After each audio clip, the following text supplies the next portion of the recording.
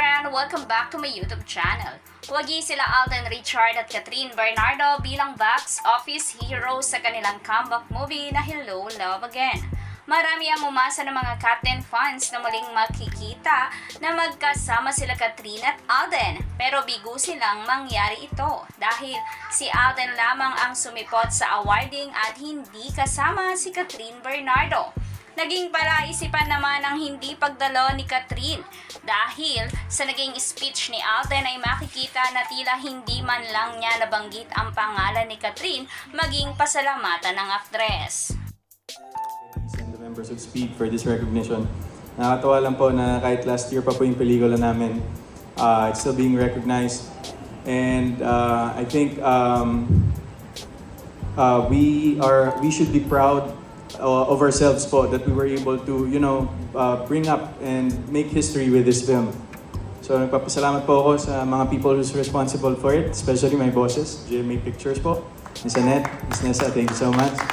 And of course to Sir Carlo, of course ABS-CBN, maraming salamat po for the opportunity. And I hope that sana po, isa lang naman po talaga ang pangarap ko as of this moment. And sana po talaga magmura na po ang tickets ng sinehan. Para mas marami pong ganahang producers, mga gumagawa po ng pelikula, at para mas marami rin pong makanood na mga kababayan natin, not only here, but especially po abroad. So with this award po, maraming salamat po again to the 8th Eddies. And I think last year po, I was also an awardee. Kaya lang po siguro baka may schedule po tayo nun, pero maraming salamat po for another year of recognition, and I hope this won't be the last. Thank you so much. Naging patok naman ang usapin na tila may tampuhan sa pagitan nila Alden Richard at Catherine Bernardo dahil na rin sa hindi pagsipot palagi ni Catherine at tila iniiwasan na mag-cruise ang landas nila ni Alden. Narito ang buong detalye. Kami man din naghintay din kami ni Kuya Romel. Marami ang umasa pero hindi pa rin narinig ang pangalan ni Catherine Bernardo sa acceptance speech ni Alden Richards nang tanggapin ito ang Box Office Hero Awards para sa pelikula nilang Hello, Love Again sa katatapos lamang nga na Eddies Entertainment Editor's Choice Awards. Samantala, sa pangatlong pagkakataon ay wala pa rin si Catherine sa awards night ng Eddies. Pero understandable naman dahil nasa Australia ito ngayon. Eto na, panoorin niyo po ang bahagi ng speech ni acceptance speech ni Alden Richards. Roll VTR. We're very happy po, of course, and grateful to the Eddies and the members of Speed for this recognition.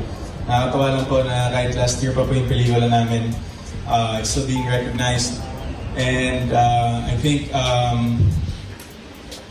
we should be proud of ourselves po that we were able to, bring up and make history with this film. So nagpapasalamat po ako sa mga people who's responsible for it, especially my bosses, GMA Pictures po, Ms. Annette, Ms. Nessa, thank you so much. And of course to Sir Carlo, of course ABS-CBN, maraming salamat po for the opportunity. And I hope that sana po, isa lang naman po talaga ang pangarap ko as of this moment. And sana po talaga magmura na po ang tickets ng sinehan.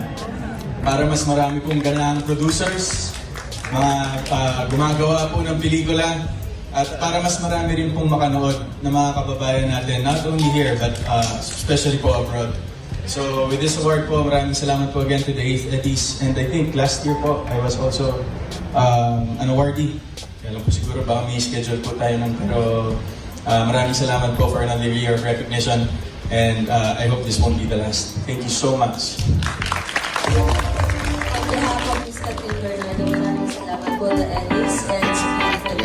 Kayo mga ka-chismis trend, ano ang opinion nyo sa usapin na ito? Comment down below, and if you like this video, please subscribe my YouTube channel and click the notification bell para mas updated ka ka-chismis trend. Thank you for watching!